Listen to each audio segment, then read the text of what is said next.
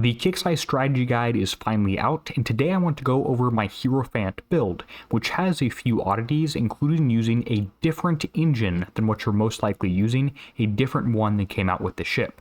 Hey everyone, Derpy here, and welcome back to another Battle Pirates video. I want to quickly go over the stats of the ship, the Hierophant, or as I will likely call it in every video I make from now on, the Elephant. In any case, this is a garrison dreadnought, which is different than the ship we're using right now being Assault. There's no reason that garrison and Assault have to match up.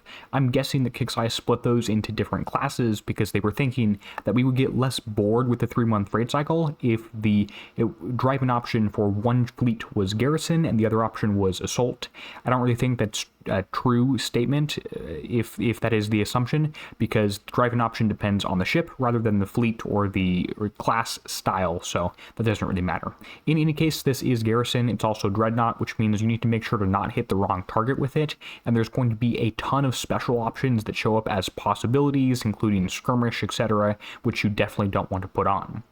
It does have a few upgrades to note. There is a heavy weapon slot. I don't believe we actually have the heavy weapons yet, otherwise they're in the Forsaken mission, one of the two. Actually, I think that is true, they're in the Forsaken mission. Now, there are also officers, which we don't currently have. Those will be available for 4 million points a pop in the raid, redeem cap of 10, and it's going to vary. Just make sure that if you have one that is called Captain, it has to be put in this first gold slot, not the second or third one. E2 upgrade, which actually is going to be important for me because I did something weird with the armors, gives 250k of each survival bonus. As a quick reminder, survival works in that the more of it you already have on, if you have 1 million survival on there, going to 1.1 million is far less impactful than going from 0 survival to 100k. Just a quick reminder there. E3 will add weapon slots, as will several of the other options we don't have yet, likely some other stuff coming out with E6 through E10. Base hull does have a ton of building damage, which is kind of a hint in terms of what you're going to want to build for. I'm taking a different route than many of you are likely going to, as well as there is evade, and there's already, they wish they put commas in here, almost 1 million survival. There's 900k survival just on the base ship. So we'll keep that in mind as we're adding some specials and such, and armors especially. Movement speed, nothing too crazy. It's a ship, it moves. And this also does have a few interesting stats. So it spawns 3 different drones, which will deploy and spin around this thing, kind of like they're orbiting it, I suppose, every 10 seconds. Now, the Acolyte does circle the Elephant, which gives it a survival aura, which will stack with whatever is already on there. It's kind of poorly worded because it says duplicate aura cap of 1. You can kind of just ignore that line. There's not anything you can do about this anyway. And the drone does move around here. We can't actually see the survival that it gives. It's probably 1 or 200k, but regardless, it's more survival on there. Now that you can kind of understand the ship or what this dreadnought does, and likely I'm going to be autoing a lot of this, but I will discuss building and driving as well here. Now that we understand this guy, let's jump into the build I'm going to go for this one. First of all, countermeasures. Kixeye has been really weird with countermeasures, including Gale shooting at missiles, which I did not have on my 2025 bingo card for Battle Pirates. But the countermeasures you're going to want to use are no question for this target Gales, because there are both UAVs as well as mortars that are countered by, both of those are countered by Gales in this target, which is as it should be, and you're going to want to max those out there because it is possible to actually overlap and have one of the UAV ships firing at you at the same time as you're hitting a mortar turret. I think maxing out Gales is the best move. You could make an argument for using 1 fewer than the maximum number here and only going for 5 instead of 6. It doesn't really matter to me. As we get more upgrade levels, that will matter less and less. Maybe you can put on 5, and then if you think you need more later, as you get to the E3 upgrade, you could add 1. I don't really think that's true, but that's what you could do if you wanted. In terms of the weapons, for everything else, obviously use the best one you have in terms of the legendary, epic, rare, uncommon, ritual missile launcher. It is free. There was actually a bug initially, but it is free to refit from the common to the next one up, or from common to legendary, legendary down to common if you want. It takes no refit time to change this around here. I happen to not have played a lot during Strike, so I only have the common one. I didn't bother with the weapon chests, and as you'll see, actually the armor chests. So this is what I'm going to put on there. As I end up getting more of these, which I may or may not do, I will refit these into the better ones, but just make sure you're checking this very carefully and using the maximum legendary rarity you have if you are copying a build code. By the way, I will have a build code available in my DerpyTheCow build stock, 100% totally for free. All you have to do is click on the link in the description of the YouTube video that takes you to a Google Doc where you can see the picture of this build and copy the hash code for it. Although, of course, I do think that, especially for this ship, there are a bunch of trade-offs that you want to consider, so I don't want you blindly copying something. I'd rather have you understand it. Regardless, there's the setup for the weapons.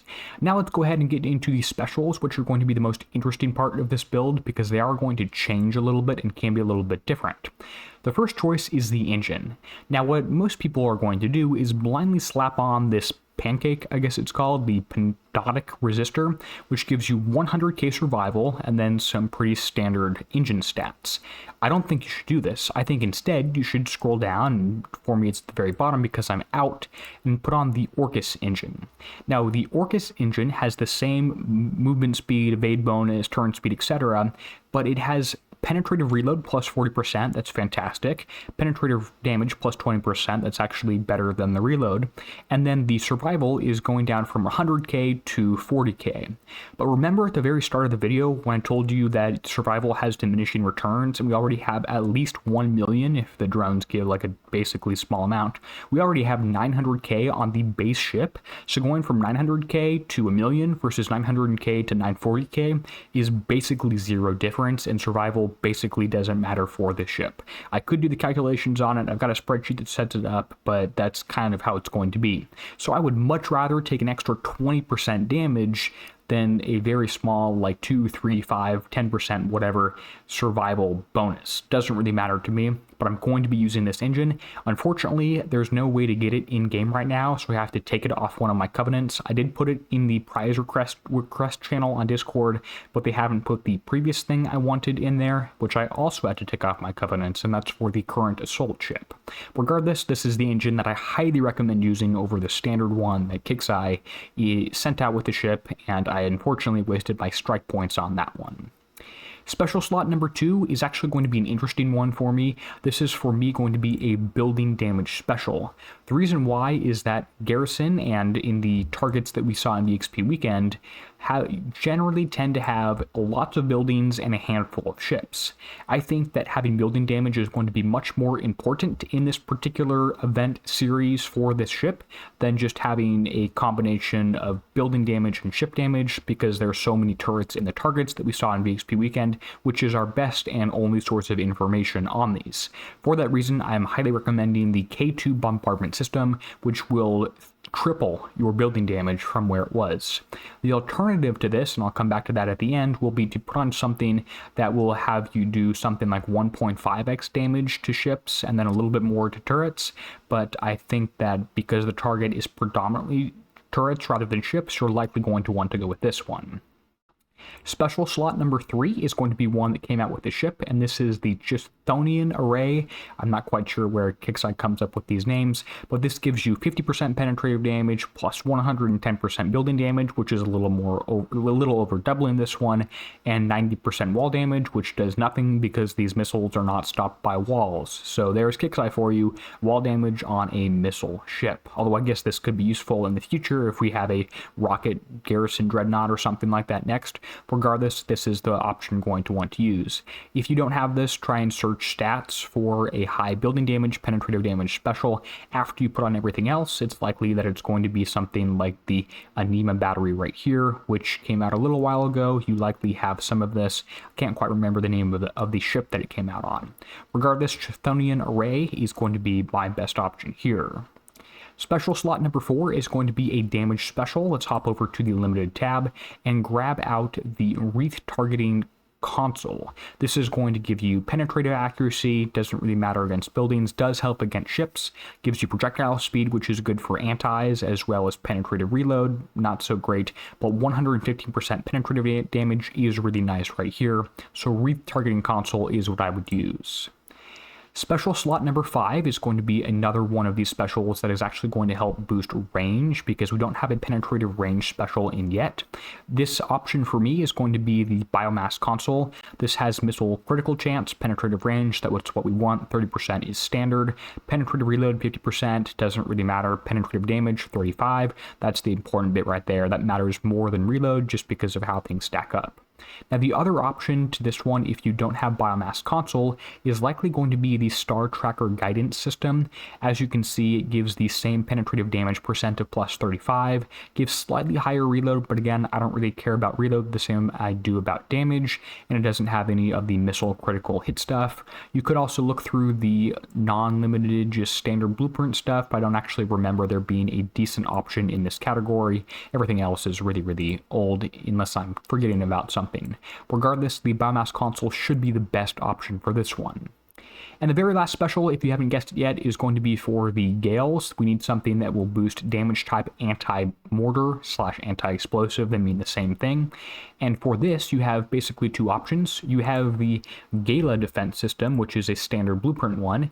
And the important stats to keep in mind here are going to be the anti-mortar stats. So anti-mortar range is 77, anti-mortar accuracy is 35, anti-mortar reload is 20.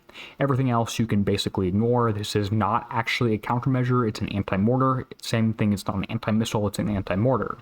Hopping over to limited to do the comparison with the special I'm going to end up picking is the Mirror Maze defense system.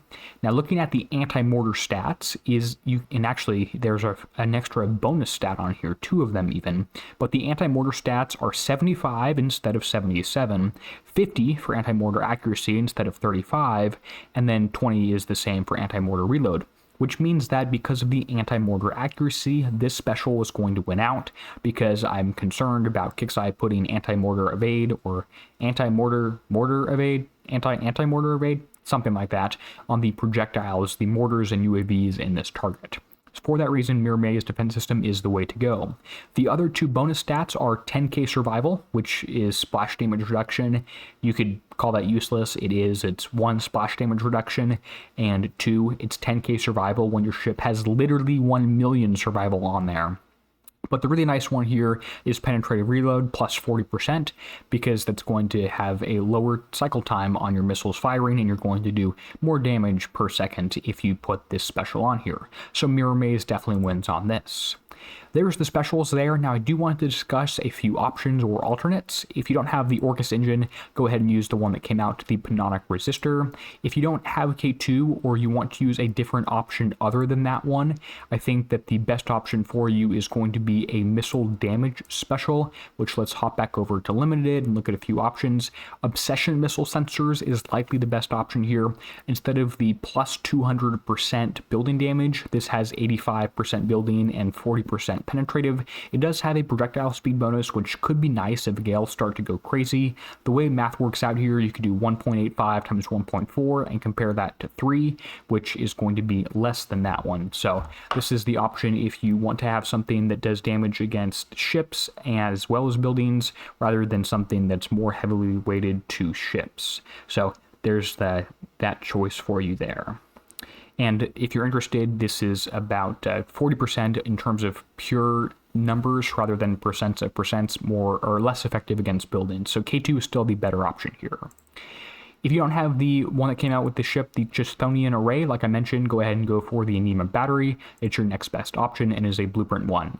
The retargeting console, actually, I convinced Kixeye to add hydrophobic warheads to allow this to be used with dreadnoughts. So if you don't actually have the best one here, you can use the hydrophobic warheads, and this will give you penetrative damage, which is okay. Projectile speed is on there too, but of course it's already on the retargeting console. Biomass console right here, already mentioned this, is the Star Tracker Guidance System, is the second best one, and Mirror Maze Defense System, we already talked about that. Gala is your other option.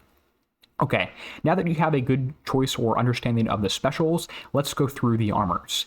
Now, unfortunately, I didn't redeem any armors in the strike that we earned the ship in because I forgot that there was the rarity system or something for that. But the armors that come out are going to be these involatile ward. There's a whole theme thing going on that I haven't really gotten, but the elephant armors, or whatever you want to call it here.